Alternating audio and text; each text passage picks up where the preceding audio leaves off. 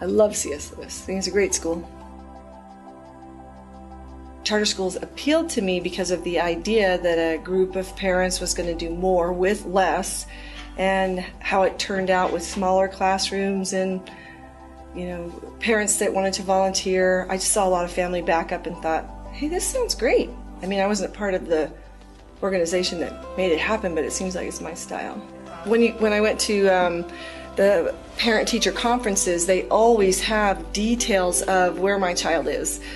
These are the strengths, these are the areas we're working on, and it's completely unique, and I think, wow, it's like an IEP for each child.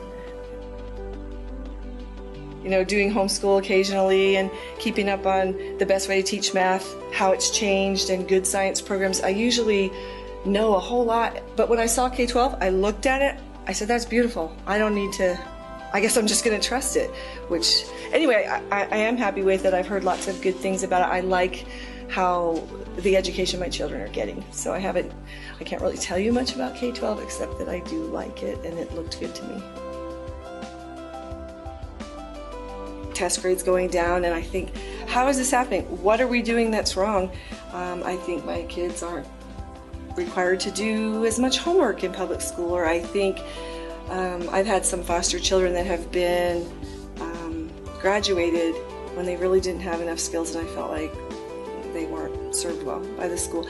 So anyway, it's too easy, and it's not that I want to be mean to my kids, but I want them to do the best they can.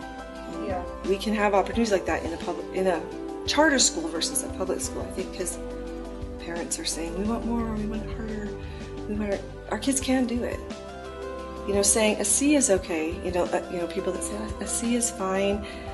If your child can really get A's and you say C, they grow up and they're disappointed. Why didn't you expect more from me? And my belief is that when they have responsibilities, it's better. It's just, it makes better people. It is harder. It's harder to parent that way. You know, like they say, a lazy mother picks up after her kids.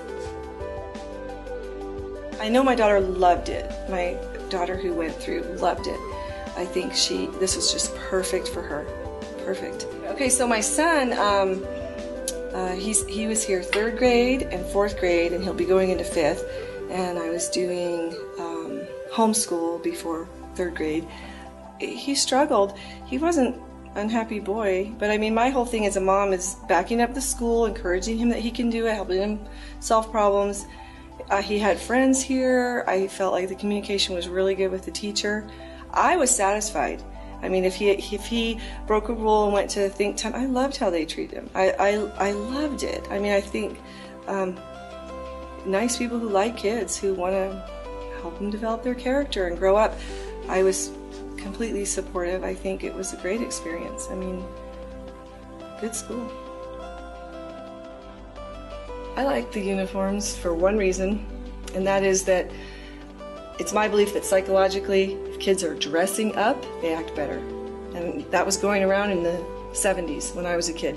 When you dress better, you act better. And I just think you're getting up, putting your uniform on, getting ready for school. I mean, there's so many like symbols that tell the kid, I'm getting ready to do my job. You know, I'm serious about this. You have to wear a uniform and it better be right. I don't think it's a bad thing. You know, I think I like it that somebody might call my son on, oops, you know, that's the wrong thing, because he wants to have it just right. It's not a bad thing. People can step up. If you raise the bar, they can step up. If I'm not projecting a negative attitude about uniforms, I think they're going to be fine. And I have 2 kids that have a daughter who went all the way through C.S. Lewis with uniforms. No problem. The uniform isn't who you are. You can be yourself. What I see happening is a good thing. Kids feel unified. They're in line. You know, they're going to walk down the hall. They're so proud to be with their teacher. You know, and if another adult walks by and they're smiling, it's just like, wow. They know they look good. They know they're in line. They're just happy to be here and do their job. I'm just so glad the school's offering it. I mean, we're lucky if we can find somebody who can teach piano, or someone who can. We want good things for our kids. It's cost prohibitive, I guess, and having it in the school, I'm excited.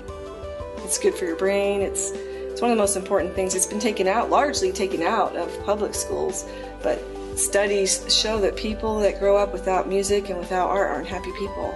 It's like we need to have that kind of stuff. It's valuable. I remember when they kind of chopped those things out of school, saying reading, writing, and arithmetic, that's all the school's job is. And I think in this fast-paced world, if we're really going to look at essentials, music's one of them for me. I want happy people.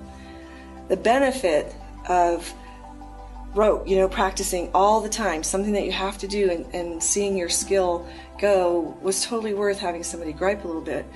And I like the music teacher that's here. He's serious about it. He wants kids to have a contract. You're going to practice this much. It's for the whole year. I think, good. I want my kids to step up. This sounds great. It is going to a new level when it's an instrument, I think, because then it's like you're in the big time now. You've got to learn how to work it. You've got to work at it every day. They're great. They're the best. I actually know the lunch lady because I was like, look at these lunches. They're so good. She's a mom, and it's into nutrition. Things look good. I'm into fruits, vegetables. I always make sure my kids, did you have a banana? Did you have this today? Because I know their minds are developing and they need to have good food. And I come to the lunch here and there's nothing that makes me go, ooh. It's fresh, it's good. My son is happy with it. I think it's the best school lunch I've ever seen.